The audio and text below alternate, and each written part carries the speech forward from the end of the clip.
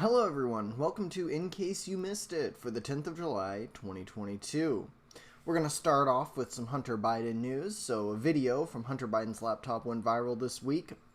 It shows the president's son out here smoking crack, drinking a White Claw, and let's say pleasuring himself until he gets something milky in his face.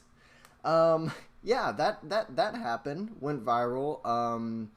Gets banned off YouTube in every conceivable way. They're banning it for showing drug use. They're banning it for, well, I'm not really sure what the other reasons are, but man, they're banning it. They're very ban happy about this story. But that's not the only Hunter Biden news.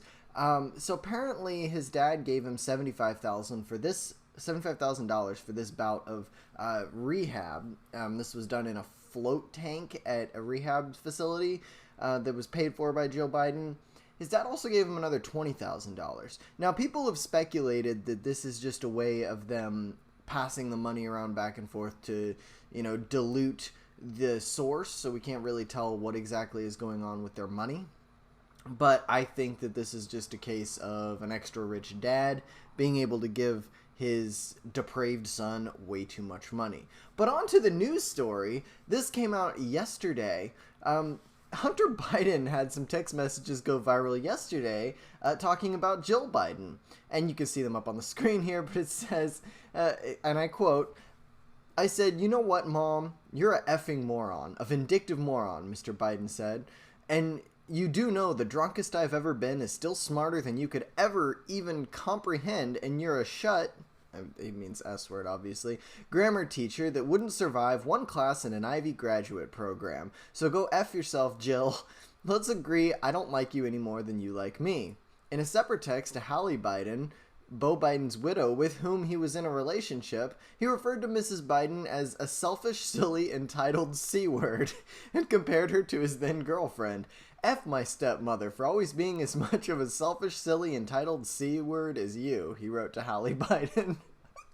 So this one, honestly, this Hunter Biden stuff, I'm not sure how much this part of it matters, because what matters is the business dealings. What matters is the connections where the Biden family is using Joe's position in government to make money. That's what really matters. These things are just the icing on the cake, and they're really funny. Speaking of the Biden family and stupid things that they do, take a look at this clip of Joe Biden reading his teleprompter prompts right up as if they're part of his speech. "It is noteworthy that the percentage of women who register to vote and cast a ballot is consistently higher than the percentage of the men who do so." End of quote. Repeat the line.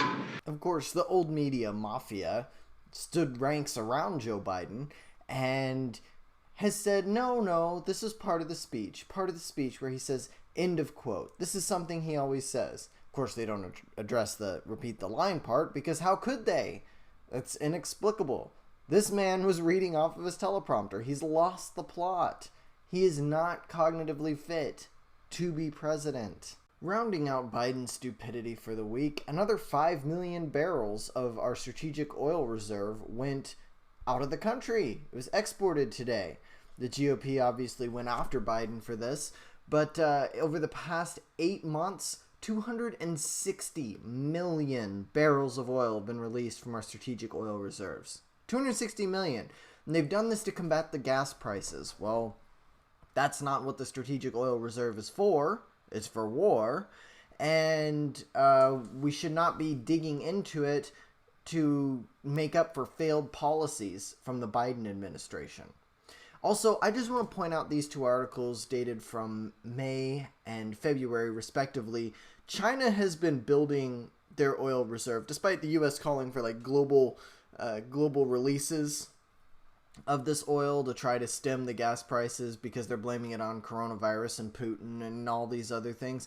China's just put up a big middle finger and said, nope, we're just collecting as much oil as we can.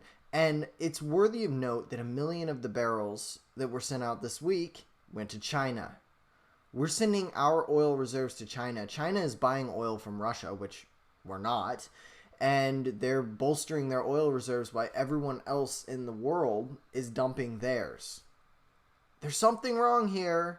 There's just a little something wrong. I can't necessarily spot what the issue is. Can you guys help me? What's wrong? Looking forward to the 2024 presidential race, Gavin Newsom, governor of California, has started creating political ads in Florida. He spent over $100,000 airing political ads, Gavin Newsom for California, in Florida on cable.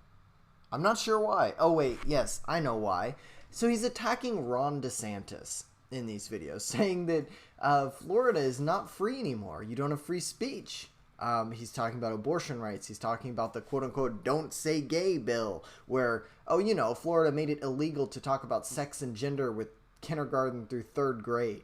I think that's kind of reasonable. But according to Gavin Newsom, this is an infringement on freedom of speech. That's what this is. Yeah, because we don't want state agents of the state, teachers, talking to first through third graders about sex. Yeah, I feel like no, that's not what that is at all. But he's calling California the haven of freedom and saying if Floridians really want their freedom, come to California. That's where everything's really free. The great irony of this is this week, LA County's COVID czar just came out and said, oh, by the way, mask mandates, remember those? Yeah, they're coming back. Mask mandates are coming back. Shutdowns might be the next thing. Oh my God, there's Omicron subvariants. We are all terrified and freaking out. But in my opinion, the whole political ads in Florida thing is just a tease from Newsom to test the waters and see what it looks like for him to run for president in 2024. And he's anticipating DeSantis, although God knows why he's discounting Donald Trump.